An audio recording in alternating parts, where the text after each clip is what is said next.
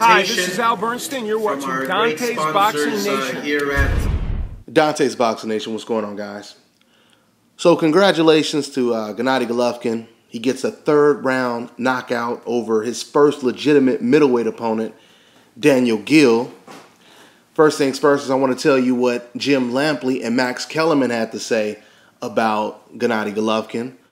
Right before the fight, Max Kellerman, he said that this is the diehard boxing fans' favorite fighter. I'll respond to Kellerman's thoughts in just a little bit, but for now, let's go ahead and talk about the fight. As always, Gennady Golovkin, he showed a very impressive jab. I think he has one of the best jabs in the business right now. But at the same time, Daniel Geale, he did make Golovkin look vulnerable in the fight at times. You know, I always tell you guys that when you see knockouts, especially when you see early knockouts, people usually get hypnotized by just the knockout and they forget what happened before the knockout.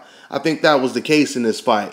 Now, we all know that Daniel Geale wasn't some kind of world beater. He wasn't some undefeated champion. He was not on Gennady Golovkin's level. The only thing that made this fight more intriguing was the fact that Golovkin was fighting against a legitimate middleweight for the very first time, right?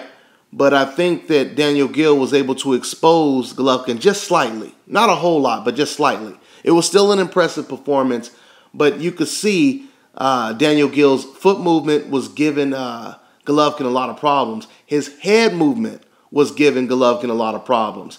Even the right hand that Daniel Geale caught Golovkin with on the ropes right before he got caught with a right hand and got knocked out, I just think that exposed Golovkin just a little bit, because you always have to ask yourself, what if he would have been in the ring with somebody much, much better than Daniel Geale, who had power that was almost equal to Golovkin's power and also had the type of head movement, if not better head movement, than Daniel Geale had, okay? I mean, you have to look at things that way.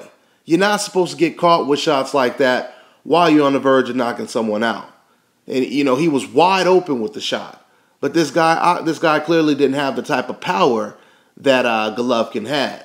But the good news for Golovkin is he is definitely the best middleweight in the world right now.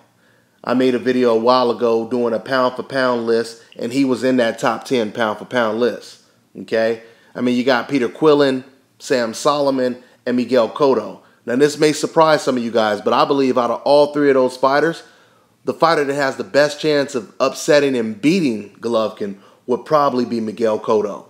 I think Miguel Cotto's inside game and his terrific jab and his great defense that he has, that type of turtle shell defense he has, I think it would give Golovkin some problems in the fight. Now, Gennady Golovkin, he also said for the right money, at least he said this before, but he's been changing what he's been saying lately. Golovkin said before this fight, for the right money, I'll fight at 168 or at 154. That's what he said, okay? Now, we know at 154, you have Canelo Alvarez, another fighter that fans want to protect. But I think if you are a true boxing fan, you can agree that that would be a great fight. Canelo versus Gennady Golovkin. We already know that Canelo, he's having a lot of problems trying to make the weight. He hasn't made 154 in his last two fights, so that means eventually he's going to have to move up. All right, I don't know if he's going to, man up and fight someone like Golovkin, but that would be an interesting fight. Now, speaking of Golovkin saying a whole lot of different things, he's changed his mind again, I guess, because at first he was looking to fight Chavez at 168. He was saying, I'll fight certain people at 168. He made it very clear he didn't want to fight Andre Ward. Now he's saying he wants to just stay at 160 and unify the belts, which is nothing wrong with that. There's nothing wrong with that at all. I think that's a smart move for Triple G. It's definitely the safest move because we know that the challenges are really at 168.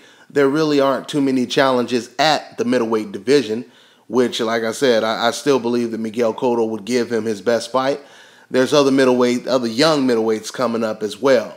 But unless we get fighters from 154 moving up, someone like a Demetrius Andrade, if he moved up to 160, that would be another tremendous fight. We have yet to see Golovkin in the ring with a guy who's on his level, an elite fighter. I'm talking about like a Mayweather versus undefeated Diego Corrales type fight. A young undefeated Roy Jones against the mandatory challenger Bernard Hopkins fighting for the vacant middleweight title type fight. We haven't seen these type of fights for Golovkin yet. So that's what we really want to know. How is he going to deal with that type of opponent? And quite frankly, there's really no one at the middleweight division that gives him that type of challenge. Like I said, Miguel Cotto and Peter Quillin, they'll look good on his resume, no doubt about it. They'll still be impressive wins if he can beat those guys. And no doubt about it, his stock will rise, okay? So, we'll see what happens. There are a lot of exciting fights that can be made now. We got Canelo, Cotto, Gennady Golovkin, Demetrius Andrade. It's a nice little circle going on right now. We'll see, what fights get made.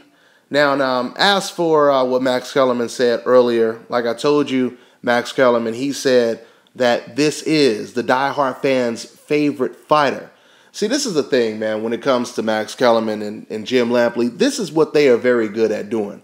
These guys are very good at misleading casual fans. They basically program you to believe what they want you to believe. They feed the base, right? Because I think it's it's very biased to say that this is everyone's favorite fighter. It's almost to suggest that we don't even have a say-so in the matter, right?